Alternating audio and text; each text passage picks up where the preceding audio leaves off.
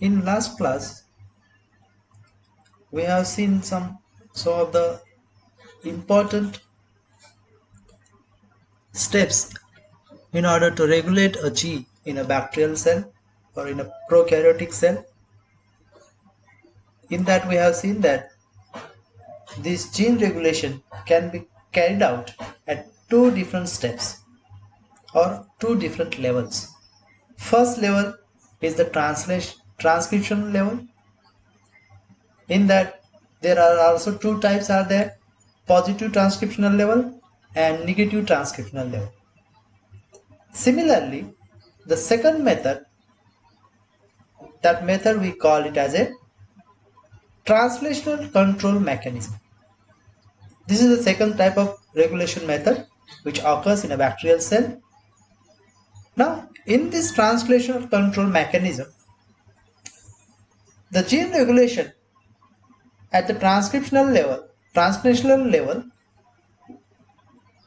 depends upon the life of mRNA. Means how much time this mRNA is present inside the cell. That is determined by the genetic nature of the cell. In the cell, this lifespan of a mRNA, it is determined genetically.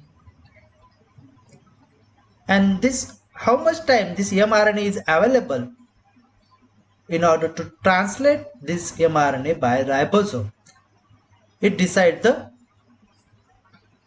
control at the translational level. Now here, the lifespan of mRNA in case of E. coli is only 2 minutes at 37 degrees Celsius temperature. After that, the mRNA is started to be degraded. And this mRNA degradation takes place from the same direction, that is 5' to 3' direction.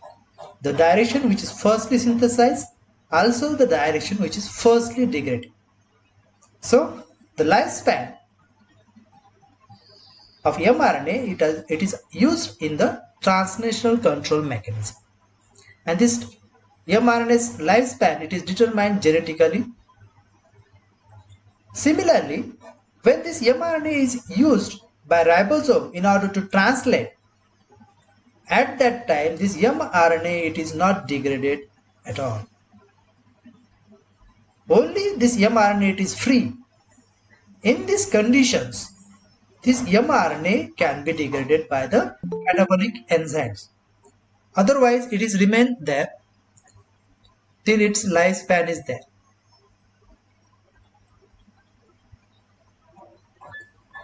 So, the lifespan of mRNA, it is used for the control at the translation level. Similarly, this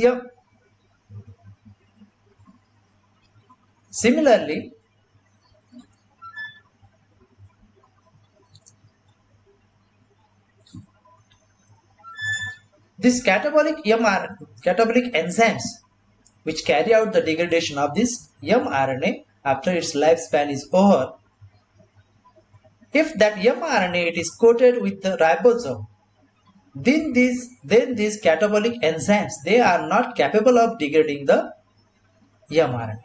Only the mRNA which is free from any kind of ribosome, it will be degraded by the catabolic enzymes.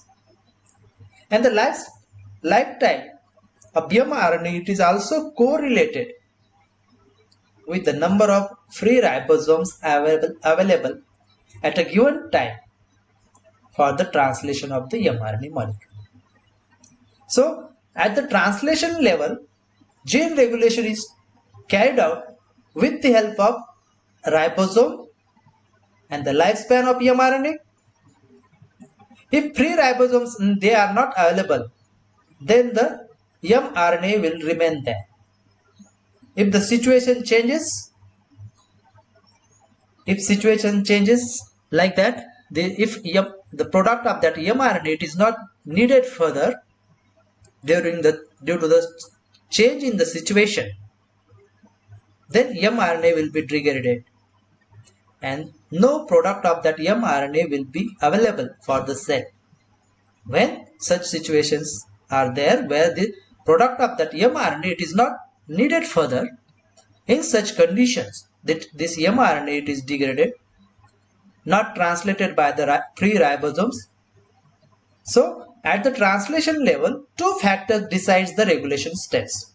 First, the lifespan of mRNA, and the second is the availability of free ribosomes in order to carry out the translation of mRNA. So these two factors they help in the control of genes at the translational level.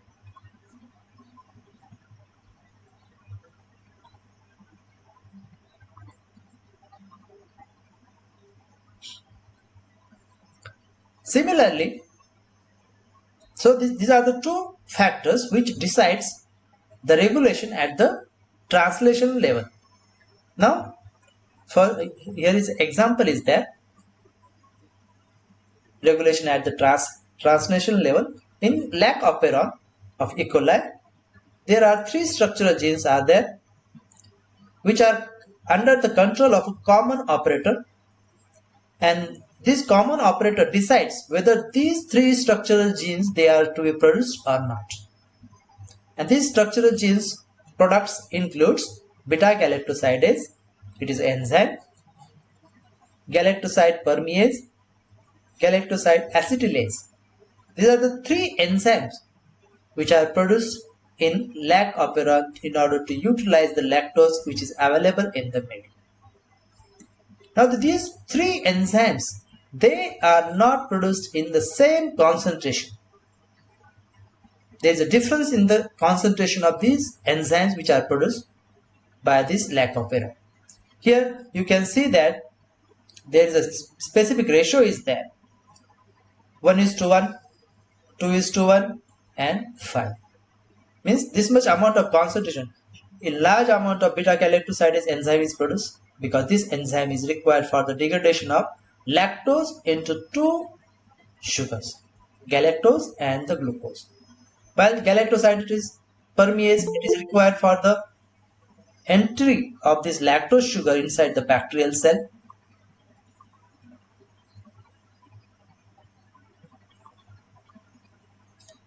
So the amount of this enzyme is produced is less than the beta galactosidase enzyme. Similarly, this galactoside acetylase, this enzyme is required for the modification of galactoside. So the concentration of these enzymes, they are produced in different concentrations. Large amount of beta galactoside is produced. Secondly, permease enzyme is produced. And lastly, very less concentration of this galactoside acetylase enzyme is produced. And it also shows where this gene products they are located on the mRNA. Firstly, the enzyme which is produced beta galactosidase, it is nearer to the promoter. Then galactoside permease is there, and lastly galactoside acetylase is there. So this also shows that there is a specific binding sites are also there in these genes, which are present there on the lac operon. So because of that, the concentration of these enzymes they are produced in different concentrations because they are having different binding sites, and according to the situation that bacteria faces, the amount of these enzymes they have been increased or decreased at the translation level by using the available ribosome, free ribosomes which are available in the cell, bacterial cell. So there are specific ribosome binding sites are there nearer to the each gene of this beta galactosidase gene, galactoside permease gene and galactoside acetylase gene. So in these genes there are specific ribosome binding sites are there. So because of that, the concentration of these enzymes they are different. So at the translation level, the regulation of gene takes place with the help of two factors. First is the lifetime of mRNA. Secondly, the availability of free ribosome to translate the mRNA.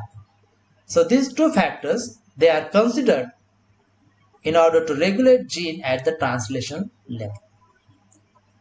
So this is about two regulatory steps which are present in a bacterial cell in order to regulate a gene. Now next we have to see some of the examples how these genes, they are regulated at these two different levels. So first example that we have to see is the lac operon of E. coli. So before that, what is operon is that? This operon, it is a new concept because this lactose utilization genes or three products of that genes, that is beta galactosidase, beta galactoside permease, galactoside acetylase. These are the three products of three genes which are required for the utilization of lactose sugar. So in bacterial cell, they have a simple mechanism for the regulation of such genes which are required for a same function.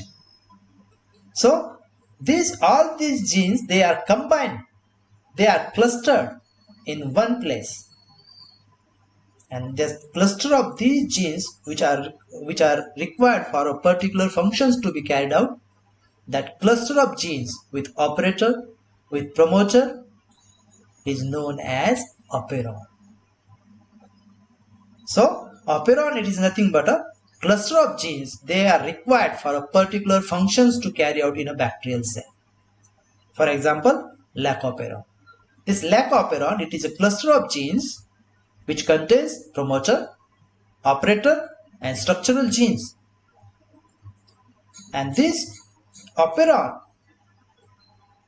it functions for the production of three enzymes which are required for the utilization of lactose sugar in E. coli. So in case of bacteria, and these three structural genes of this lac operon, they are transcribed together. They are not transcribed differently. They are transcribed as a single monocistronic mRNA. Now in prokaryotes, these mRNAs, they are of polycistronic types. Means single mRNA contains many gene products or transcripts. Means in a simple manner we can say that multiple genes on a single transcript, that we call it as a polycistronic mRNA. And this polycistronic mRNA, it contains single promoter which initiate the transcription process of the cluster of genes. So this promoter helps the regulation of this cluster of genes in a bacterial cell. So you can simply define this operon as a gene cluster that contains promoter plus additional sequence which are functioning in the regulation of their genes. Such cluster of genes with promoter and some additional sequence, they are called as operon. You may define this operon in a different manner. The sequence of bases of DNA molecule coding for one or more polypeptides together with promoter, operator or activator binding sites is called as a operon. So in an operon, there are structural genes are there is a promoter is there is an operator is there is a regulator is there. So whole structure of these genes clusters is known as operon. Now in a operon, in a bacterial cell, there may be 2 or 6 genes they are present. Means a single operon in a bacteria, in a prokaryotes, there may be 2, 4, 3, 4, 5, 6 genes may be present there. Now in case of lac operon, there are 3 structural genes are there. While in case of trip operon, there are near about 7 genes are there. So this, in case of operons, the number of genes which are present, they are of different types. In sometimes it may up to 20 genes they may present in a single operon. Means these 20 genes, they are required for a particular functions to carry out in a bacterial cell. So that's why they have been clustered all together. So they can be regulated very well.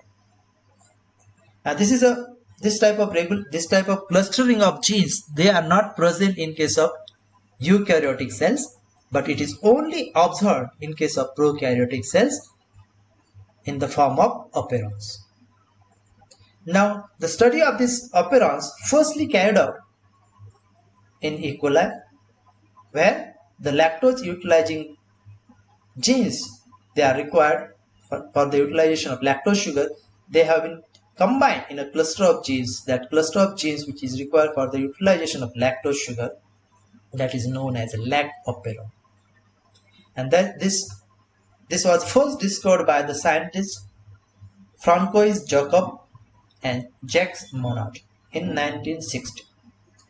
They firstly discovered that in case of bacteria, there is a presence of an operon system is there, which is functioning for the regulation of genes in a bacterial cell. And this lac operon firstly described by these scientists in E. coli. Now, this is the normal way through which the lactose, which is present outside the bacterial cell, it is taken inside the bacterial cell by an enzyme, that is lactose permease, with the help of proton gradient. Once this lactose sugar is taken inside the bacterial cell, then comes the another enzyme, beta galactoside enzyme, which splits these glycosidic bonds and convert this disaccharide into monosaccharide containing galactose sugar and the glucose sugar. Sometimes this galactosidase enzyme, it functions differently. By breaking this glycosidic bond between these two, they convert this lactose sugar into glucose and allolactose. This allolactose, it is the inducer of lactose operon or lac operon. It is the inducer of lac operon. While this galactoside acetylase enzyme is required for the removal of toxic part, which is present in this galactose. So this is all about the lac operon products, which is used for the utilization of lactose sugar in E. coli. Now, structure of lac operon. The lac operon is an operon which is required for transport and the metabolism of lactose in E. coli and in some other enteric bacteria. Now this lac operon consists of 3 structural genes and promoters, a regulator and operator. The 3 structural genes, they are LAC-Z, LAC-Y, LAC-A. This LAC-Z gene, it is responsible for the production of an enzyme, beta galactosidase enzyme, which is an intracellular enzyme which is required for the cleavage of disaccharide lactose into glucose and galactose. Now the second gene, LAC-Y gene, which encodes for an enzyme, beta galactoside permease enzyme. It is an inner membrane bound symporter that pumps in lactose into the cell using a proton gradient. And the last structural gene in lac operon, it is a LAC-A gene, whose product it is a beta galactoside transacetylase or thioglycoside transacetylase, an enzyme that transfers an acetyl group from acetyl-CoA to beta galactosides. So these are the 3 structural genes which are present in a lac operon for the production of these three enzymes which are required for the utilization of transport and utilization of lactose sugar in E. coli. Now this is the structure of lac operon in a E. coli cell. You can see here, this is the PL, which is a promoter for lac IG.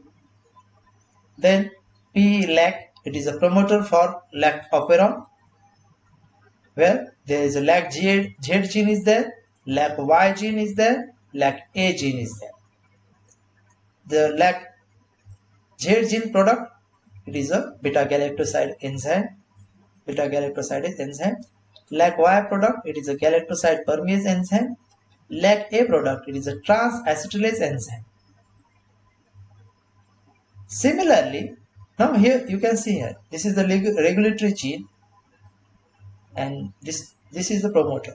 As we have seen in gene expression steps, in gene expression, that the RNA polymerase enzyme which begins the transcription process, it begins the transcription process after recognizing the particular promoter of the gene. So this P-lac, it is a promoter for lac operon. PL, it is a promoter for this lac IG, which is producing a regulatory protein. That protein we call it as a repressor protein. So this is the structure. Along with these, we have seen that in transcription control mechanism, in negative transcription, negative regulation process, there are specific proteins are there. That protein we call as a repressor protein. And these repressor proteins, they have the specific binding site on the DNA molecule. And that specific binding site on the DNA molecule, it is the operator site. Okay, so it is the operator site. Now in case of lac operon, there are three operator sites are there. O1, operator 1, operator 2, and operator 3. So structurally, this is whole lac operon is there. This much is the lac operon, while this is the regulatory part of the lac operon. So these operators, they are playing a very important role in order to regulate the transcription of these structural genes. Now one by one we will see this.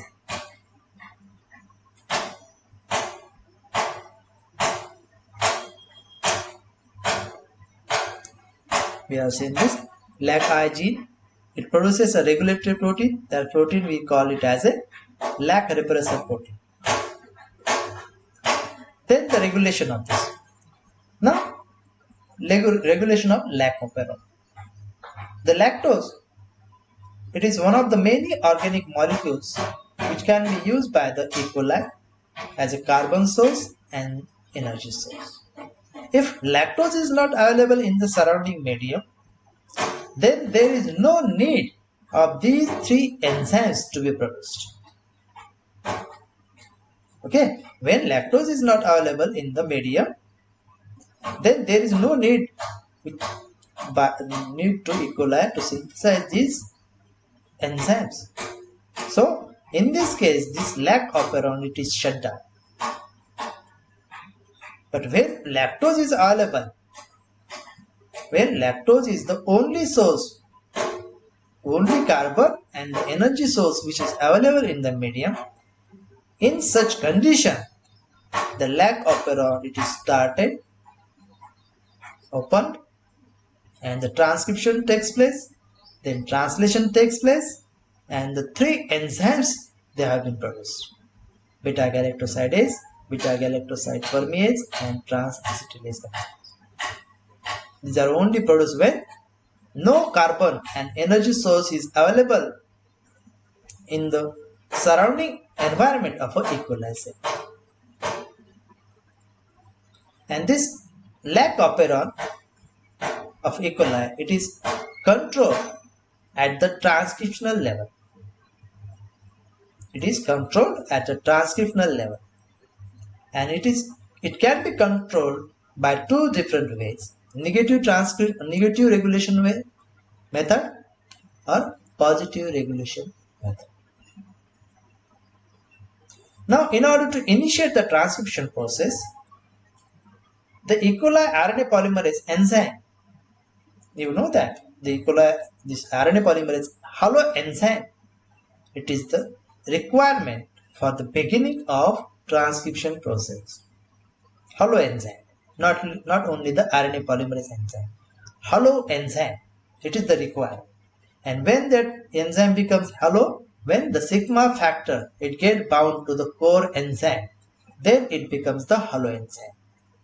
So in this case, this RNA polymerase enzyme must be bound to the sigma factor 70 in order to begin the transcription process of lac operon.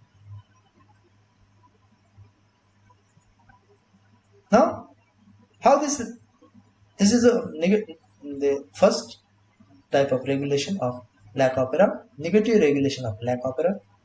This is the well-studied method of this is the well-studied operon in E. coli, that is negative regulation. Now, this negative regulation of lac operon, it is carried out by the product of lac-I gene. This lac-I gene produces a regulatory protein. That regulatory protein, it is called as lactose repressor. Lactose repressor, it is the regulatory protein which is produced by the lac-I gene. And this production of this lactose repressor protein, it is carried out in a constitutive manner. Means it is constantly produced there without affecting the lac operon. Lac-I gene product, that is a lac repressor, it is constantly produced in the E. coli cell. So, this is the deciding factor which regulates the transcription of these three structural genes by assessing the condition in the surrounding of the bacterial cell, in the surrounding of the E. coli cell. Now, this lac-I gene product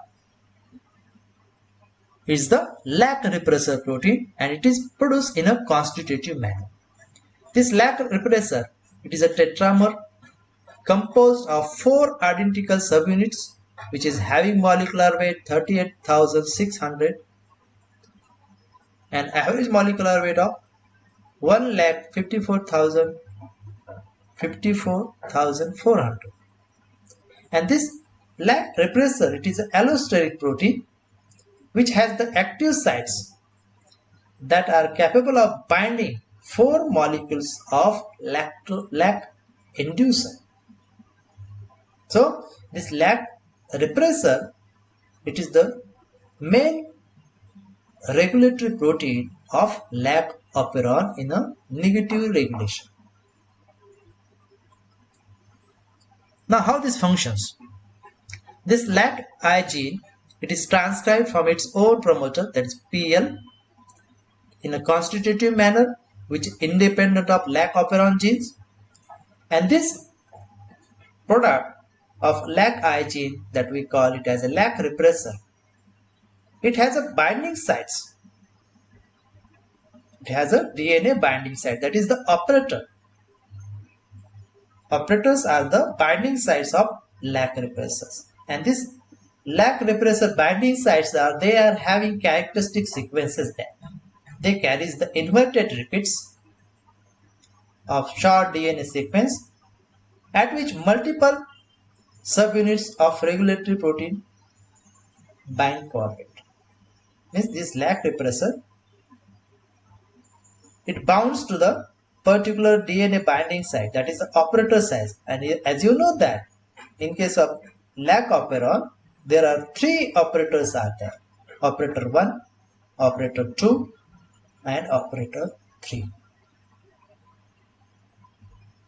And these operators, they are involved in the negative regulation of lac operon. Now, in an E. coli cell, normally contains near about 20 tetramers of lac repressor protein. And this lac repressor, they are binding to the main operator, that is operator 1, in order to block the transcription process to start. So this lac repressor protein, which is produced by the lac-I gene, it specifically binds to the operator 1 when there is no lactose in the medium is there.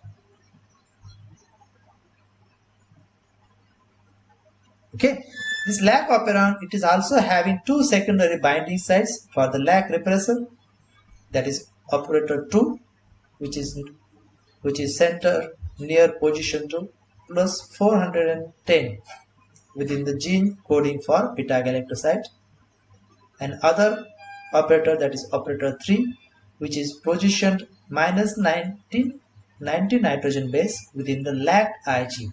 So these are the two other operator these are the other two operators where lac repressor is also involved in binding. So in case of lac operon, there are three operators are there which are used by this lac repressor protein to bind them. Now, when lactose is not present in the surrounding, there is no need of lactose catabolism. In such situations, this lac repressor dimers recognizes the operator and binds tightly to one of the three different lac operator sites, that's operator 1, operator 2 and operator 3. Now in this case, the operator 1 is the main operator site where the lac repressor binds and inhibits the transcription process. Now along with the binding of operator 1, this lac repressor protein also binds another two of the operator sites. Means it compulsorily binds at the operator site 1 and other binding site, that is operator site 2 or 3. So this is a two-step process, binding of lac repressor to the DNA. Firstly, this lac repressor protein binds non-specifically to the DNA molecule. Then it moves along the DNA until it reaches the operator, and a portion of repressor protein fits to the major group of operator site of the DNA. You can see here, this is the operator 3 promoter. This is the promoter for lac operon gene. This is the operator site, main operator site, and this is the another operator site, operator 2. Now this is the inducer protein. Sorry, this is the repressor protein, which firstly binds to the main operator, operator 1. And it folds the genes, hold this operon in a such a way that it may either bind to the other operator site O3 or O2. When such structure is formed there in the gene, as you know that in order to begin the transcription of any gene, the RNA polymerase hollow enzyme must be bound to the promoter. Okay, in this case, the promoter, you can see that this is operator 3 and operator 1, and it gets folded. This promoter gets folded, it gets coiled in such a manner that the RNA polymerase enzyme is not capable of binding to the promoter because it is not accessible there. Because of this folding, the RNA polymerase enzyme, it is not capable of binding to the promoter site. If promoter is not available, then RNA polymerase enzyme, it is not capable of binding to the promoter and beginning the transcription process. Similarly, if the lac repressor protein, it bound to the operator 1 and operator 2, same is there. If lac RNA polymerase enzyme, it get bound to the promoter and initiated the transcription process. But due to the folding of this LAC-Z gene, this RNA polymerase enzyme is not capable of further movement in order to transcribe the LAC-Z gene and other genes which are present upon.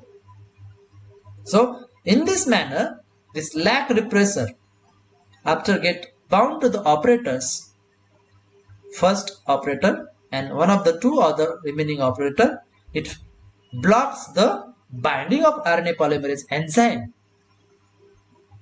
Blocks the binding of RNA polymerase enzyme to the promoter. If it is not bound to the promoter, transcription process is not initiated. In order to initiate the transcription process of every gene, the first requirement is the binding of RNA polymerase holoenzyme to the promoter site of that gene. If promoter is not free, then RNA polymerase enzyme will not bind there, and it is not bound there, then the transcription process will not be initiated, and the transcription of these three genes, they are not taken place. Okay, so in this manner, you can see here, when there is no lactose in the environment, this LAC regulatory gene, it is transcribed. As you know that this gene is constitutively transcribed, means it is constantly producing the LAC repressor protein, and this LAC repressor protein, it binds to the LAC operator O1 or O2 or O3, and when it get bound to the LAC operator, RNA polymerase enzyme, holoenzyme, it is not able to access the LAC promoter. LAC promoter, it is not accessible to the RNA polymerase holoenzyme. So, transcription of these three structural genes, they have been inhibited there, when there is no lactose in the surrounding medium. But this E. coli bacteria, it still carries few number of these enzymes, beta-galactoside permease, beta-galactosidase enzyme. They are present in few much amount there inside the bacterial cells, because this binding of this repressor to the promoter and the operator, it is not firm there. Sometimes it may get dissociated from the operator. In such conditions, few molecules of this enzyme, they can be transcribed and translated. So, few amounts of these three enzymes, they are constantly present in the E. coli cell. If these enzymes, they are not present, how this lactose molecule it is taken inside the bacterial cell, it is then broken down? This is not possible. So, few amount of these enzymes, they are present constantly in case of E. coli cell, in order to begin the utilization of lactose in the surrounding medium. When lactose is not available, in such conditions, LAC repressor, it binds to the operator and inhibits the RNA polymerase binding to the promoter, or movement of this RNA polymerase by RNA polymerase, it is also blocked.